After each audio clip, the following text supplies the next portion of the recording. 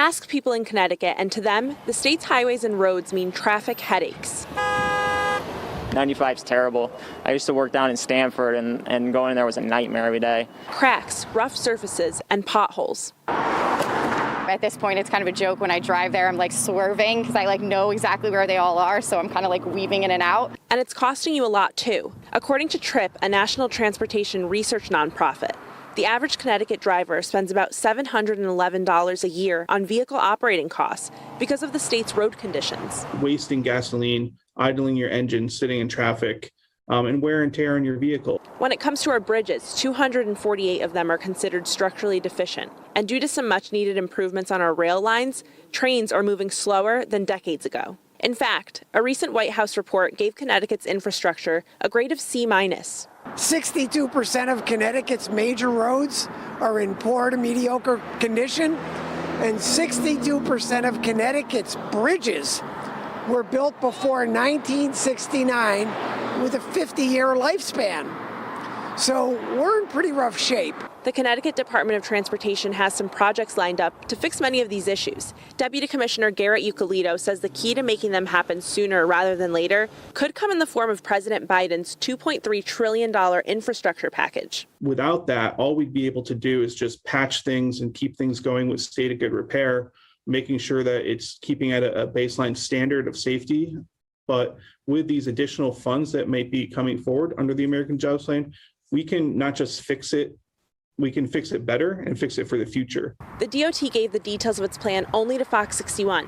They include rebuilding crumbling infrastructure to reduce backups on major highways, like I-84 in Danbury or I-91 in Fairfield County. If we can extend some of the exit lanes and reduce some of that backup where people are trying to exit or get on ramp onto the highway, it makes it safer, it reduces crashes.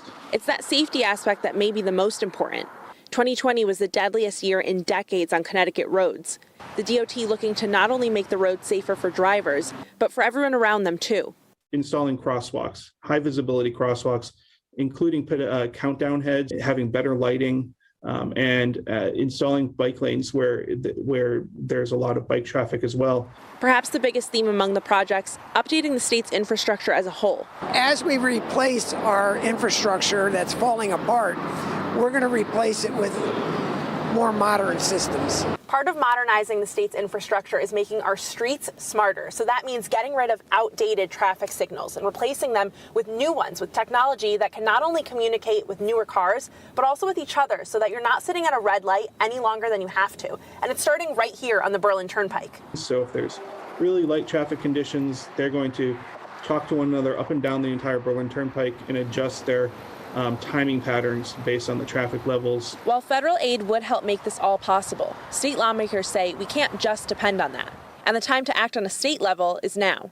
Our special transportation fund is rapidly approaching insolvency. We desperately need more dollars in order to bring our infrastructure into the 21st century. I would like to see anything that comes out worked on a bipartisan basis that will result in the least amount of cost for Connecticut residents. Because making these improvements happen now could have a lasting impact down the road. Build for the next 100 years, and this is our opportunity to do that. That was Gabby Molina reporting. Now, President Biden is expected to continue infrastructure talks with Republican senators this week. They met last week to discuss a potential compromise for an infrastructure package.